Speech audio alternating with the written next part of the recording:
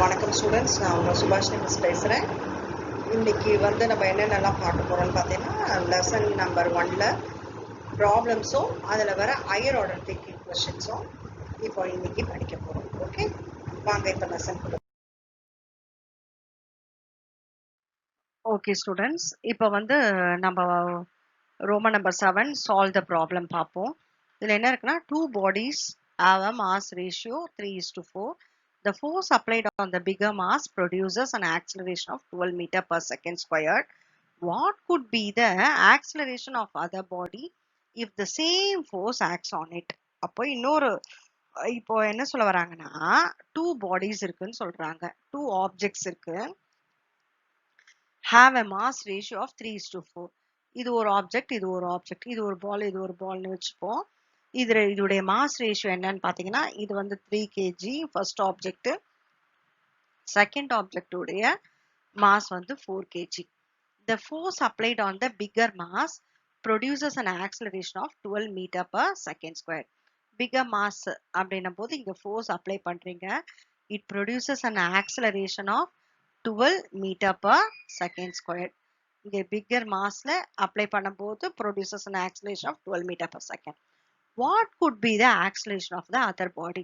அப்ப இந்த பாலுக்கு நகர்றதுக்கு acceleration என்ன தேவைப்படும் அப்படின்றத கண்டுபிடிக்கணும். Okay, what acceleration is needed. Already இங்க ஃபோர்ஸ் அப்ளை பண்ற எப்படி ஆக்சிலரேஷன் எவ்வளவு எடுத்துக்குதுன்னா 12 மீட்டர் per செகண்ட் ஸ்கொயர் எடுத்துட்டு இருக்கு. ஓகே, அப்போ இந்த இன்னொரு பால் இருக்கு இல்லையா, அதுக்கு உண்டான ஆக்சிலரேஷன் என்னன்னு கண்டுபிடிக்கணும். ஸோ உங்களுக்கு ஒரு சின்ன க்ளூ சொல்லித்தரேன். எப்பவுமே ப்ராப்ளம்ஸ் அப்படின்னு வந்தாலே பயந்துடக்கூடாது. எப்படி சால்வ் பண்ணணும் அப்படின்றத பார்க்கணும். கொஸ்டினை 1க்கு 2 வாட்டி படிச்சு பார்க்கணும். படிச்சு பார்த்துட்டு அதுக்கப்புறமா நீங்க சால்வ் பண்ண போகணும். புரியுதா? அப்ப படிச்சு பார்த்த உடனே என்ன கொடுத்துருக்காங்கன்றத புரிஞ்சுட்டு கிவனை எழுத கத்துக்கோங்க. எப்பவுமே எதை எழுத கத்துக்கணும்? கிவன். கிவன் எழுத கத்துட்டீங்கன்னா, கிவன் எழுதிட்டு ஃபார்முலா எழுதினாலே உங்களுக்கு மார்க். கிவன் என்னென்ன கொடுத்துருக்காங்க? 2 bodies have a mass ratio of 3:4. அப்போ ஃபர்ஸ்ட் ஆப்ஜெக்ட்டுக்கு உண்டான மாஸ் 3, செகண்ட் ஆப்ஜெக்ட்டுக்கு உண்டான மாஸ் 4. ஓகேவா? அப்போ m1 is to m2 is equal to 3:4 னா m1 is equal to 3 மீட்டர்னு கொடுத்துருக்காங்க, அது kg. m2 is equal to 4, இது kg. நம்ம இங்க எழுதிப்போம். m1 is equal to 3 kg, m2 is equal to 4 kg. சரியா? அப்புறம் A1 என்னன்னு தெரியாது, கண்டுபிடிக்கணும். A2 ஆல்ரெடி கொடுத்துட்டாங்க, 12 மீட்டர் per செகண்ட் ஸ்கொயர். இதை பார்க்கும் போதே ஃபார்முலா தெரிஞ்சிடும், F is equal to ma. இல்லையா? இப்ப நம்ம என்ன பண்ண போறோம்? ஃபோர்ஸ் இது ரெண்டுத்தையும் இங்க இருக்க லெஃப்ட் ஹேண்ட் சைட்ல இருக்கு இல்லையா, அதாவது என்ன சொல்ல வர்றது, பால் ஏக்கும் பால் பிக்கும் ரெண்டுத்தையும் ஈக்குவேட் பண்ணா கிடைச்சிட போகுது. இதுக்கு F is equal to m1 a1, இந்த side F is equal to m2 a2. Equate பண்ணலாமா? ரெண்டுத்தையும் பண்ணலாமா? புரிஞ்சுதா என்ன சொல்றேன்னு? So m1 a1 is equal to m2 a2. What I need? I need only a1. So I have to take a1 outside. And I can write m2 as, what is the value for m2? 4. What is the value for a2? 12. By, எப்பவுமே ஞாபகம் வச்சுக்கோங்க, இந்த மல்டிப்ளைல இருக்கா, எனக்கு a1 மட்டும்தான் வேணும்னு போது இந்த m1 என்ன ஆகும்? டினாமினேட்டர்ல வந்துடும் இல்லையா? அந்த m1 உடைய வேல்யூ என்ன? 3. அதனால 3. இதான் இங்க போட்டிருக்கு, m1 a1 is equal to m2 a2. இப்போ இத பாருங்க, இத பார்த்துட்டா உங்களுக்கு புரியும். இந்த 3m1 இதெல்லாம் கன்ஃபியூஸ் பண்ணிக்க வேணாம். இது நான் என்ன சொல்லி கொடுத்தனோ அதை அப்படியே பாருங்க. So a1 is equal to, இது என்ன? 3 4s are 12. அப்போ 4 4s are 16. இங்க ஒன்றும் இல்லை, இந்த 3யை தூக்கி மேலே போட்டு அதுக்கு அப்புறமா அதை கொடுத்துருக்காங்க. இந்த m1 உடைய வேல்யூவை 3 நீங்க போட்டு அப்புறமா டிவைட் பண்ணிருக்காங்க. நான் உங்களுக்கு ஸ்ட்ரெயிட்டா சொல்லி கொடுத்தேன், அவ்வளவுதான். 16 மீட்டர் per செகண்ட் ஸ்கொயர் ஆக்சிலரேஷனுக்கு. புரிஞ்சிடுச்சா? ஸோ நீங்க கிவன் எழுதிருங்க. கிவன் எழுதிட்டு formula F is equal to me. இதுக்கு என்ன வரும்? m1 a1 எழுதிருப்பீங்க. இதுக்கு m2 a2. F is equal to m1 a1 இங்க f is equal to m2 a2. அதுதான் இது ரெண்டுத்தையும் ஈக்குவேட் பண்றீங்க. ஸ்ட்ரெயிட்டாவே வந்து a1 எடுத்து நான் போட்டிருக்கேன். a1 is equal to m2 a2 m2 a2 by m1. அதுக்கப்புறமா எல்லாமே சப்ஸ்டியூட் பண்ணீங்கன்னா உங்களுக்கு வந்து ஆன்சர் ஸ்ட்ரெயிட்டா கிடுகிடுன்னு கிடைச்சிடும். சரியா? புரிஞ்சுதா? நல்லாவே புரிஞ்சுதா? அடுத்ததுக்கு போலாமா? ஓகே ஸ்டூடெண்ட்ஸ், நம்ம இப்போ செகண்ட் கொஸ்டினுக்கு போகலாம். இது என்னன்னு பார்த்தீங்கன்னா, a ball of mass 1 kg moving with a speed of 10 meter per second rebound after a perfect elastic collision with the ball. Calculate the change in the linear momentum of the ball. So எப்பவுமே நான் என்ன சொன்னேன் அப்படின்னா, first கொஸ்டினை புரிஞ்சுக்கணும், அதுக்கப்புறமா சொல்யூஷன்ல given எழுதிட்டு formula எழுதணும். அதுக்கே உங்களுக்கு மார்க் இருக்கு. ஒரு பால் என்ன பண்ணுதுன்னா, அதோடைய மாஸ் 1 kg இருக்கு, மூவிங் வித் ஸ்பீடு, நல்ல ஒரே ஸ்பீட்ல எப்படி போகுது அப்படின்னா 10 மீட்டர் பர் செகண்ட்ல. ரீபவுண்ட் ஆஃப்டர் ஏ பெர்ஃபெக்ட் எலாஸ்டிக் கொலிஷன். கொஞ்ச நேரம் கழிச்சு இந்த பெர்ஃபெக்ட் எலாஸ்டிக் கொலிஷன்னா அதுவே நான் அது ரீபவுண்ட் ஆகுது. எப்பவுமே பாலை கீழே போட்டா திருப்பி மேல வரும் இல்லையா, ரீபவுன்ஸ் ஆகுதுன்னு சொல்லுவோம் இல்லையா, அதான் பவுன்ஸ் ஆகுது. Calculate the change in the linear momentum of the ball. இப்போ நீங்க என்ன பண்ணணும், லீனியர் மொமெண்டம் சேஞ்சை கண்டுபிடிக்கணும். இப்போ நம்ம ஆன்சருக்குள்ள போலாமா? ஒரு பால் இருக்குன்னு வச்சுக்கோங்க, உங்களுக்கு புரியறதுக்காக. இந்த பால் கீழே விழுது, தரையில பட்ட உடனே என்ன ஆகும், உடனே பவுன்ஸ் ஆகும் இல்லையா, இப்படி போகும். ஸோ இது ஒரு டைரக்ஷன்ல விழுதுன்னா இது ஆப்போசிட் டைரக்ஷன்ல விழுது. ஸோ இங்க என்ன சொல்ல வராங்க, ஸ்பீட் என்னவோ 10 மீட்டர் பர் செகண்ட் தான். இது 1 kg போது இது கீழே விழுந்துட்டு இந்த பால் திருப்பி ரீபவுன்ஸ் ஆகுது. நீ செய்ய வேண்டியது லீனியர் மொமெண்டம் என்ன, சேஞ்ச் இன் லீனியர் மொமெண்டம். இப்படி இருக்கும் போது கீழே விழுந்து திருப்பி மேல வரும்போது சேஞ்ச் இன் லீனியர் மொமெண்டம் என்னன்னு கேட்குறாங்க. அப்போ பாலுடைய wait mass m is equal to 1 kg. அப்புறம் வெலாசிட்டி, இனிஷியல் வெலாசிட்டி விழும்போது முதல் இனிஷியல் வெலாசிட்டி தானே எடுத்துப்போம். u is equal to, இதனுடைய வேல்யூ எல்லாம் கொடுத்துருக்காங்க 10 மீட்டர் பர் செகண்ட். ஓகே, இது வந்து திருப்பி ரீபவுன்ஸ் ஆகுதுன்னு சொல்றோம் இல்லையா, இது ஆப்போசிட் டைரக்ஷன்ல போறதால மைனஸ், இதோடைய வேல்யூ அப்ப எப்படி எடுத்துக்கிறோம், minus 10 metre per second. Okay, இப்போ கிவன் எல்லாத்தையும் நம்ம எப்படி எழுத போறோம், கிவன் எழுதுவோமா? இப்போ எப்படி நம்ம ப்ராப்ளம் சால்வ் பண்ண போறோம்ன்றத பார்ப்போம். கிவன் எழுதிட்டு சொல்லி தரேன். கிவன் வந்துட்டு m is equal to mass of the ball 1 kg, u is equal to 10 meter per second, v is equal to minus 10 meter per second. ஆச்சா, இப்போ வந்து நம்ம மொமெண்ட் கண்டுபிடிக்க போறோம். மொமெண்டம், ஸோ ஃபர்ஸ்ட் வந்து initial momentum. Initial momentum is equal to, formula என்ன, p is equal to mv, mass into velocity.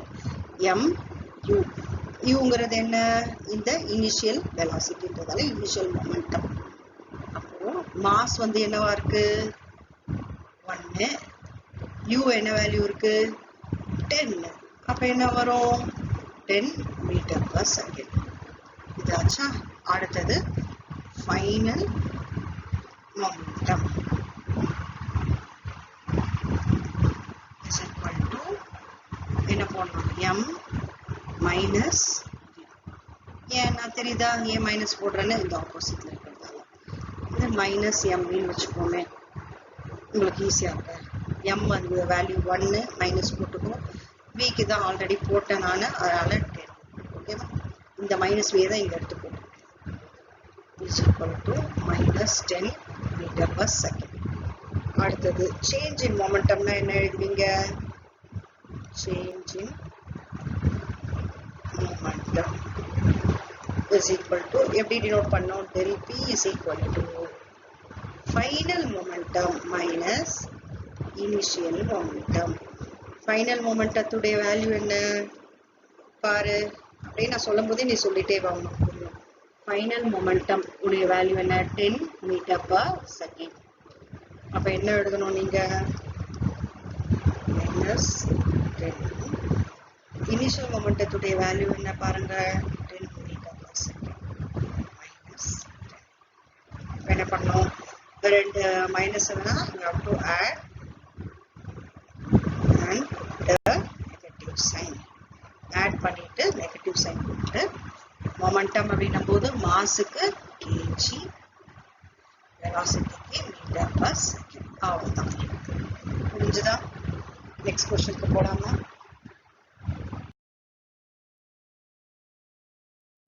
அடுத்தது, a mechanic unscrew a nut by applying a force of 140 Newton with a spanner of length 40 centimeter. What should be the length of the spanner if a force of 40 Newton is applied to unscrew the same nut? இப்போ ஒரு nut எடுத்துக்கோங்க. இது screw மாதிரி okay. இதுல வந்து நான் என்ன பண்ண போறேன் அப்படின்னு பாத்தீங்கன்னா, ஒரு ஸ்பேனர் ஓகே, ஸ்பேனர் மாதிரி இமேஜின் பண்ணிக்கோங்க. இந்த ஸ்பேனர் வச்சு இந்த நட்டை நான் என்ன பண்ண போறேன், அன்ஸ்க்ரூ பண்ண போறேன். அன்ஸ்க்ரூ பண்றதுக்கு என்ன பண்றதுன்றத பாருங்க. A mechanic used a nut by applying unscrew a nut by applying a force of, முதல்ல ஃபோர்ஸ் எவ்வளவு அப்ளை பண்றாங்கன்னா, அவன் ஃபோர்ஸ் அப்ளை பண்றதுன்னா 140 நியூட்டன்ஸ் அப்ளை பண்றான். அவன் கையை இங்க வச்சு என்ன பண்றான், ஃபோர்ஸ் வந்து அப்ளை பண்ணும்போது 140 நியூட்டன்ஸ் அப்ளை பண்றான். அதுக்கப்புறம் வித் ஸ்பேனர் ஆஃப் லென்த், இதோடைய லென்த் எவ்வளவு இருக்கு, அந்த ஸ்பேனருடைய லென்த் எவ்வளவு இருக்கு அப்படின்னு பாத்தீங்கன்னா 40 centimetre. What should be the length of the spanner if a force of, முதல்ல 140 ஃபோர்ஸ் கொடுக்கும்போது ஸ்பேனருடைய லென்த், அந்த கைப்பிடி நீளம் வந்து 40 இருந்தது, சென்டிமீட்டர் இருந்தது. இதே நான் இப்போ ஃபோர்ஸ் எவ்வளவு கொடுப்பேன் தெரியுமா, வெறும் 40 நியூட்டன் கொடுக்கும்போது அது அன்ஸ்க்ரூ பண்றதுக்கு அந்த லென்த் வந்து எவ்வளவு இருக்கணும், நீ அந்த கைப்பிடி பிடிச்சு பண்ண போறல்ல, அந்த டிஸ்டன்ஸ் எவ்வளவு இருக்கணும் அப்படின்றத கண்டுபிடிக்கணும். ஓகேவா?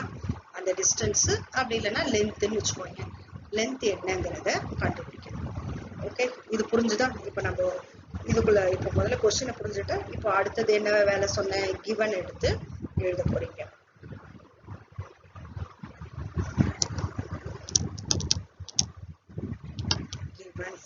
என்ன கொடுத்துருக்கான், length of the spanner.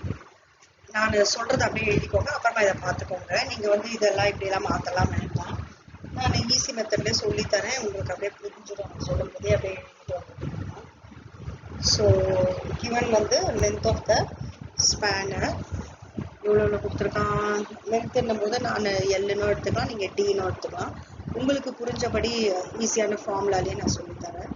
So first வந்து அந்த ஆப்ஜெக்ட்டுக்கு ஃபோர்ஸ் எவ்வளோ அப்ளை பண்ணுறீங்க, F1 is equal to 140 Newton. Okay, அந்த டிஸ்டன்ஸ் எவ்வளோ இருந்தது, கைப்பிடி 40 சென்டிமீட்டர். அடுத்தது F2 எவ்வளோ கொடுக்க போறீங்க, 40 நியூட்டன். டிஸ்டன்ஸ் எவ்வளோ வைக்கணும் அதெல்லாம் நீங்க கேல்குலேட் பண்ணணும். இதான் கிவன். அப்போ ஃபார்முலா என்ன வரும், F1 D1 F2 D2. இந்த பிரின்சிபல் ஆஃப் மொமெண்ட்ஸ்ல படிச்சிருப்பீங்க பாருங்க, ஃபார்முலா புக்ல அப்படியே திருப்பி பார்த்தீங்கனாலே உங்களுக்கு தெரியும். பாக்குறீங்களா? So F1 D1 is equal to F2 D2. இந்த ஃபார்முலாவை நான் வச்சுக்கோ. இப்போ இது வந்து நமக்கு தேவை D2 மட்டும் தான். எது தேவை நமக்கு, D2. இந்த D2 மட்டும் தான் தேவை.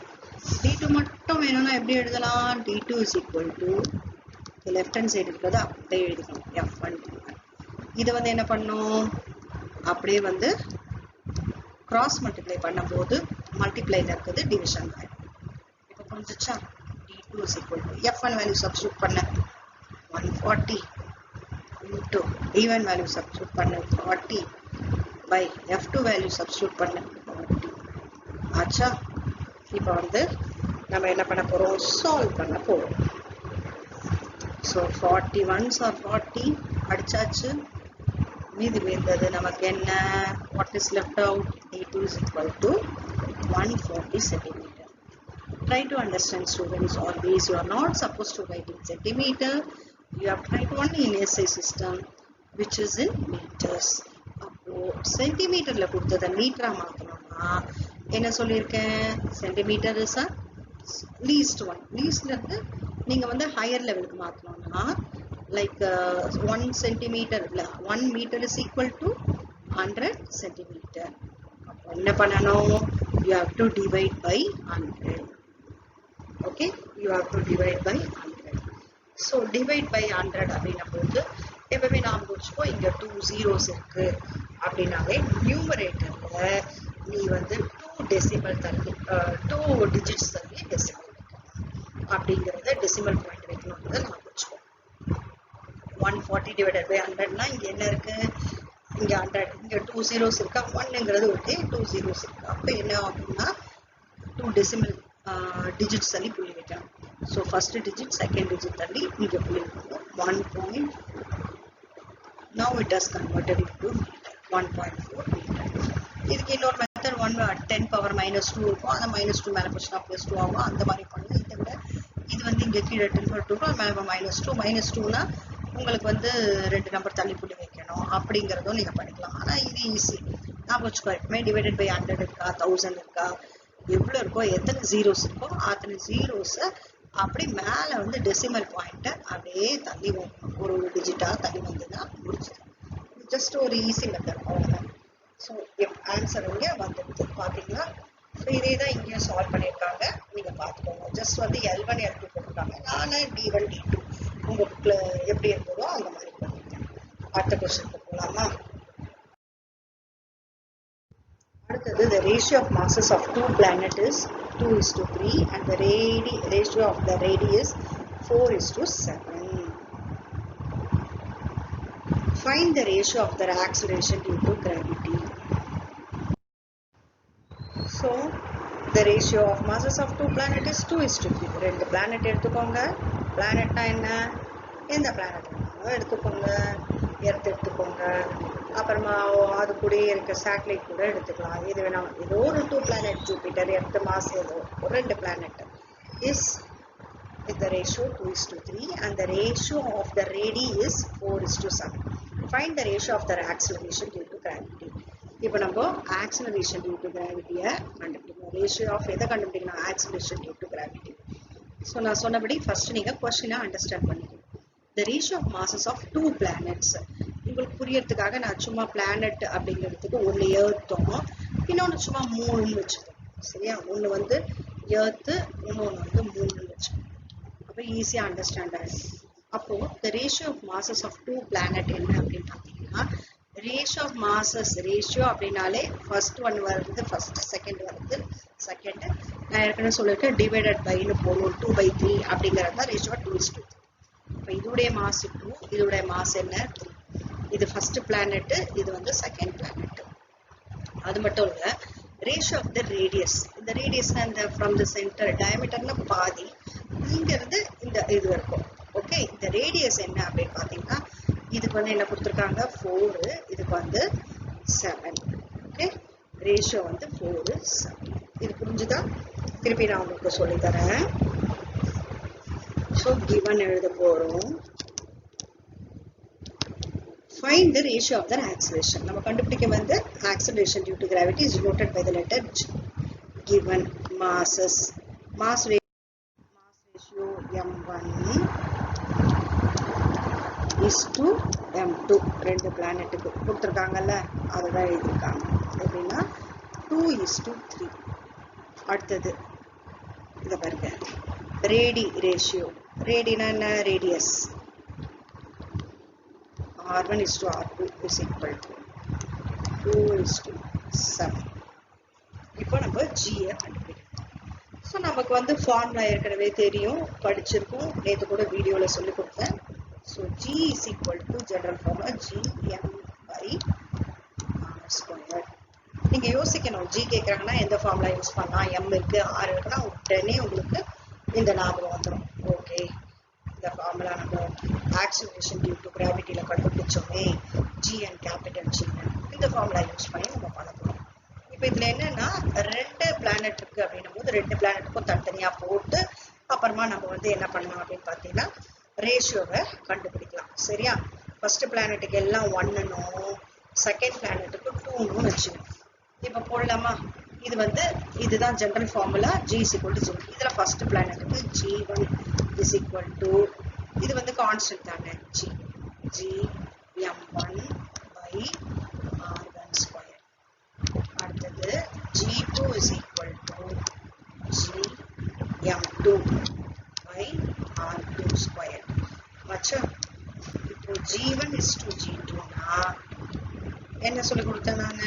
ரெண்டுத்தையும் டிவைட் பண்ணுறது. gm1 by r1 squared divided by gm2 by r2 squared. இப்படி இருக்கிறது. இதை வந்து நீங்க மல்டிப்ளை பண்ணும்போது என்ன ஆயிடும்? இது அப்படியே நியூமரேட்டர்ல போகும்போது r2 மேலேயே போயிடும், g2 இந்த இடத்துல வரும். அதை நான் உங்களுக்கு எழுதுறேன். இப்போ அதை மட்டும் அழிச்சிட்டு நான் உங்களுக்கு எழுதி காமிக்கிறேன். நீங்க நோட்ல எழுதிட்டீங்களா நான் என்ன எழுதுனேன்றது? அப்படி என்ன வரும்? g2ல r2 squared by g2. சரியா? இப்ப எது கேன்சல் பண்ணலாம் அப்படிங்கறத பார்க்கலாமா? g காமனா இருக்கு, கேன்சல் பண்ணியாச்சு. So g1 is to g2 is equal to m1 by r1 squared r2 squared by m2. நம்ம m1 னா ஒரு பக்கம் வச்சுப்போம், mல வரதெல்லாம் ஒரு பக்கம், ஏன்னா எனக்கு ஈஸியா இருக்கும். r2 squared by இந்த r1 ஜஸ்ட் அப்படிதான். ஓகே, அவ்வளவுதான். இப்போ நம்ம சப்ஸ்டிட்யூட் பண்ணிட்டா வேலை முடிஞ்சிச்சு. m1 உடைய வேல்யூ என்ன? இங்க பாரு 2 by m2 உடைய வேல்யூ என்ன? 3. ஓகே, அடுத்தது r2 உடைய வேல்யூ என்ன? r2 செகண்ட் உள்ளத பார்க்கணும். 7 ஸ்கொயர். r1 உடைய வேல்யூ என்ன? ஃபர்ஸ்ட் உள்ளத பார்க்கணும். 4 ஸ்கொயர். இது எப்படி எழுதலாம்? 2 into 7 7s are 49 by 3 into 4 4s are 16. Okay, இப்போ வந்து நீங்க கேன்சல் பண்ணலாம். கேன்சல் பண்ணிட்டு வர ஆன்சரை எடுத்து எழுதணும். ஓகேவா? கேன்சல் பண்ண என்ன வரும்னு சொல்லி கொடுத்தேன். அப்பமா கேன்சல் பண்றீங்களா நீங்க? 2 8s are 16. மேல 49, டினாமினேட்டர்ல 8 3s are 20. Understood children? அப்போ g1 is to g2 is equal to 49 by 24. அதேதான் நான் என்ன எழுதுறேன்? g1 is to g2 is equal to division நம்ம தூக்கணும்னா ஒரு is to சைன் போடும். That's it. Am I clear to you? அடுத்ததுக்கு போலாமா? காப்பி பண்ணிட்டீங்களா? நெக்ஸ்ட் வந்து ஆட் கொஸ்டின்ஸ். Very easy. இதுல இருக்கு வெறும் 3 ஆட் கொஸ்டின்ஸ் தான் இருக்கு. அதனால கவனிச்சிங்கன்னா ஈஸியா இருக்கும். Okay, 2 blocks of masses 8 kg and 2 kg respectively lie on a smooth horizontal surface in contact with each other. They are pushed by a horizontally applied force of 50 Newton. Calculate the force external. Okay, fine. இப்போ இதுல என்ன கொடுத்திருக்கான்றத நம்ம முதல்ல புரிஞ்சுக்கணும். 2 black எடுத்துட்டாங்கன்னா அதோட mass என்னன்னா 8 kg, இன்னொரு பிளாக்கோட mass 2 kg. இது ரெண்டுமே எங்க இருக்குன்னு சொன்னீங்கன்னா ஸ்மூத் ஃப்ளோர்ல இருக்கு. ரெண்டுமே ஒன்னோட ஒண்ணு கான்டாக்ட், லை ஆன ஸ்மூத் ஆன surface in contact with each other. ரெண்டு ஒன்னோட ஒண்ணு இருக்கு. They are pushed by a horizontally applied force of 50 newtons. So இங்க ஒண்ணு இங்க ஒண்ணு இருக்கு. ஒண்ணு வந்து 8 kg, இன்னொன்னு வந்து 2 kg. இதை வந்து நான் என்ன பண்றேன் அப்படின்னு பாத்தீங்கன்னா ஃபோர்ஸ் அப்ளை பண்ண உடனே இது என்ன ஆகுதுன்னா எவ்வளவு ஃபோர்ஸ்?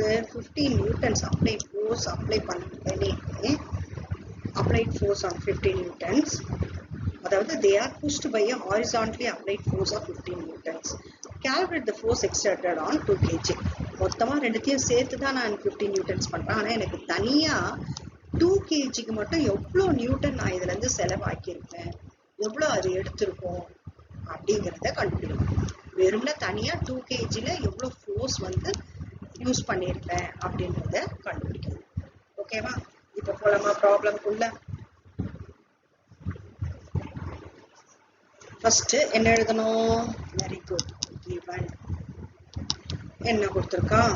மாஸ். ரெண்டு பொருள் இருக்கிறதால, ஐ மீன் ரெண்டு ஆப்ஜெக்ட்ஸ் இருக்கிறதால m1 equal to 8 kg, m2 equal to 2 kg.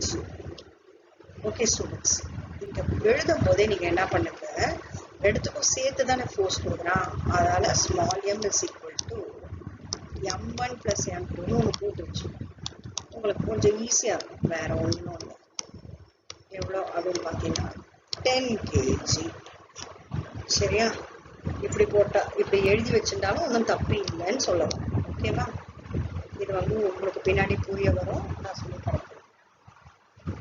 இப்போ நம்ம என்ன ஃபார்முலா யூஸ் பண்ணோம்னா F is equal to MA formula தான் யூஸ் பண்ண போகிறோம். Metre second law formula. So first வந்து ஃபோர்ஸ் எவ்வளோ அப்ளை பண்ணுறோம் அப்படின்னு பார்த்தீங்கன்னா 15 நியூட்டன்ஸ். செகண்ட் அப்ளை பண்ணுற ஃபோர்ஸை மட்டும் தான் நான் இப்போ வந்து கால்குலேட் பண்ணேன். Okay. So F1 is equal to M1 acceleration. F2 is equal to M2 A. F1 நீ எழுதும்போது F1 is equal to M1 க்கு பதிலா என்ன போடலாம்? இது வந்து M1 ஃபர்ஸ்ட் இருக்கிறதுன்னு சொன்னேன் இல்லையா? இந்த M1 is equal to M1 plus M2. நான் இங்கே M1 போட்டேன். M1 உடைய வேல்யூ என்ன அப்படின்னா இது எடுத்து சேர்த்து வர்றது தான் இல்லையா? M1 is equal to M1 plus M2 போது M1 plus M2 எவ்வளோ போட்டிருக்கீங்க? 10 kg. M1 plus M2. F2 is equal to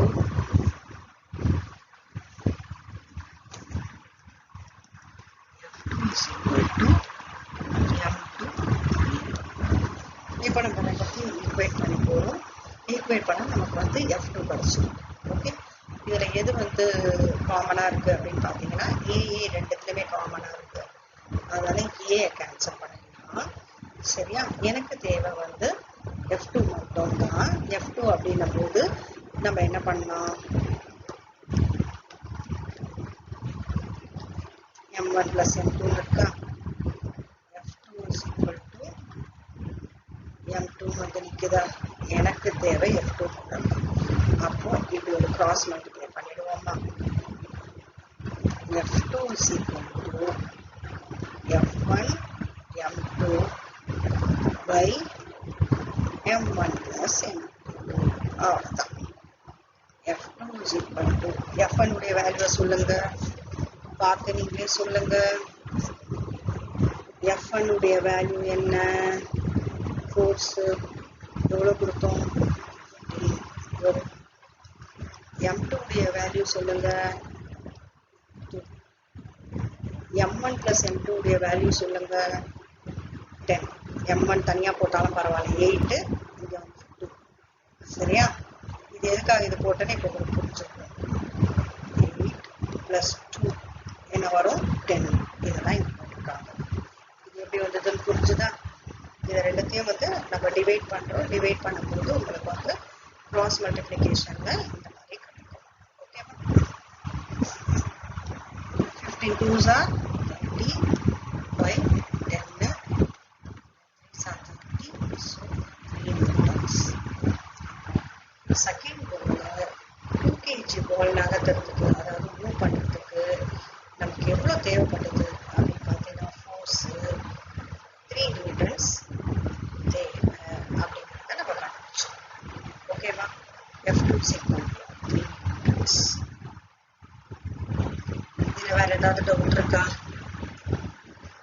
okay students, next போவோமா? அடுத்தது, a heavy truck and a bike are moving with the same kinetic energy. If the mass of the truck is 4 times the bike, then calculate the ratio of momentum. இது என்ன கொடுத்துருக்காங்கன்னா ஒரு ரெண்டு விஷயம். ஒன்று heavy truck, லாரியோ இல்லை ட்ரக்கோ. அது ட்ரக்குனாலே உங்களுக்கு புரியும், லாரி சொல்லணும்னு அவசியம் இல்லை. ட்ரக்கு. இன்னொன்று பைக்கு. ரெண்டுமே வந்து கைனெட்டிக் எனர்ஜி, சேம் கைனெட்டிக் எனர்ஜியோட. கைனெட்டிக் எனர்ஜினாலே 9th படிச்சிருப்பேன், ½ mv². கைனெட்டிக் எனர்ஜி ஃபார்முலா என்ன? ½ mv². If the mass of the truck is 4 times, எதுடைய மாஸ்? Mass of the truck is 4 times that of bike, then calculate the ratio of momentum. புரியுதுங்களா? இப்போ mass of the truck எப்படி இருக்கு? 4 times that of bike விட. Bike 4 times that of bike இருந்ததுன்னா then calculate the ratio of momentum. இப்போ இதோடைய momentum, ratio of momentum ஃபார்மை நம்ம கண்டுபிடிக்கணும். என்ன சொல்லி கொடுத்துருக்கேன், எப்பவுமே நம்ம எடுத்த உடனே கிவனை எழுதணும், அதுக்கப்புறமா என்ன எழுதணும்னு சொன்னேன், ஃபார்முலாவை எழுதணும். ஓகே, கிவன் எழுதுறதுக்கு முன்னாடி இப்போ கிவன் என்ன கொடுத்துருக்காங்கன்னா இதுல வந்து இந்த ஃபார்முலா மாதிரி போட்டிருக்காங்க, அது என்னன்றது சொல்றேன். Kinetic energy of heavy truck, kinetic energy ட்ரக்ன்றதால டி டினோட் பண்ணிக்கிறாங்க, kinetic energy K of MB square இருக்கா, இது ரெண்டுமே டி போட்டிருக்கேன். இது என்ன அப்படின்னு பாத்தீங்கன்னா டி வந்து ட்ரக்குக்காக. Kinetic energy of the bike, kinetic energy of the bike என்ன அப்படின்னு பாத்தீங்கன்னா இபின்னு போட்டுக்கிறாங்க. இதுக்கு வந்து ஹாஃப் எம்பி ஸ்கொயருக்கு, இதுல பிபி போட்டுக்கிறாங்க. அடுத்தது இப்போ ரெண்டுத்தையுமே ஈக்குவேட் பண்ணணும். ஈக்குவேட் பண்ணும்போது என்ன ஆகும்னா half M empty VT square இங்க இருக்கும், இது வந்து ஈக்குவல் டு எம்பி விபி ஸ்கொயர்னு வரும். இப்போ இதுல எது சேமா இருக்கு, இந்த ஆஃபும் சேமா இருக்கு, கட் பண்ணியாச்சு. அப்புறம் வந்து விடி ஸ்கொயர் எடுத்துட்டேன், இந்த விபி ஸ்கொயர் டினாமினேட்டர் கொண்டு வந்துட்டேன், இந்த எம்பி அப்படியே இருக்கு, இந்த எம்டி கீழே வந்துடுச்சு. ஓகே, ஸோ இது புரிஞ்சுதா, எம்டி விடி ஸ்கொயர் இருக்கா is equal to MB VB ஸ்கொயர்னு இருக்கா. இதுல எதை என்ன பண்ண அப்படின்னு பாத்தீங்கன்னா எம்எல்லாம் ஒரு பக்கமும் தென் வந்து டிஎல்லாம் இன்னொரு பக்கமும் எடுத்துட்டு வந்துருக்கு. டி இல்ல வி எல்லாம், அப்போ எனக்கு இந்த விபி கீழே வந்துருமா டினாமினேட்டர்ல, இந்த எம்பி அப்படி இருக்குமா, இது இங்க வரும்போது கிராஸ் மல்டிப்ளை பண்ணி எம்டி ஆயிடும். ஓகே, இதுல ஒரு பாயிண்ட் என்ன கொடுத்துருக்காங்கன்னா empty is equal to 4 times that of mb. இங்க கொடுக்குறாங்கல்ல, if the mass of the truck is 4 times that of bike, mass of the truck is 4 times that of bike அப்படின்னு கொடுத்துருக்காங்கல்ல, அதனால இந்த point mt is equal to 4 times that of bike. அதனால இந்த mt இருக்கா, இந்த mt-க்கு பதில் நீங்க என்ன பண்ண போறீங்க, 4 times that of bike substitute பண்ண போறீங்க. Vt squared by Vb squared is equal to Mb by 4 times that of bike. அவ்வளவுதான். இது ஏதோ சேமா இருக்கா, கேன்சல் பண்ணிட்டோம். Vt squared by Vb squared is equal to 1 by 4. I need only Vt by Vb. So what I have to do, I have to take the square root of 1 by 4, which is nothing but 1 by 2.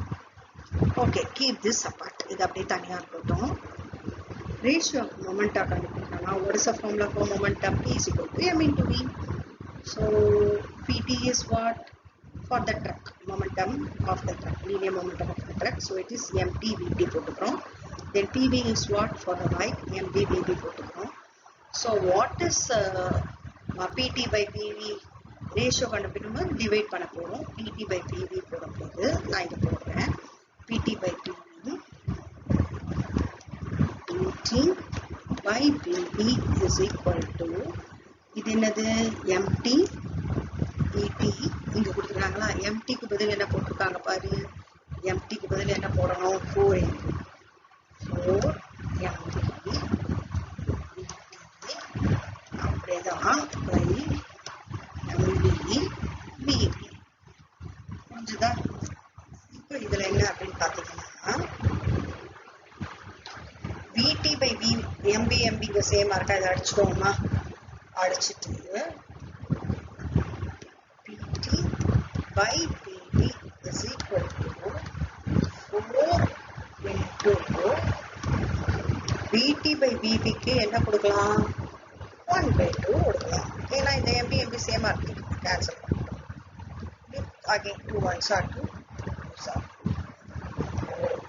pt by is equal to, numeratorல என்ன இருக்கு 2, denominatorல 1. இத ரேஷியோல எழுதும்போது pt is to pv is equal to 2 is to 1. அவ்வளவுதான் எழுதிக்கிறது. புரிஞ்சுதா? கிளியரா புரியுதாமா?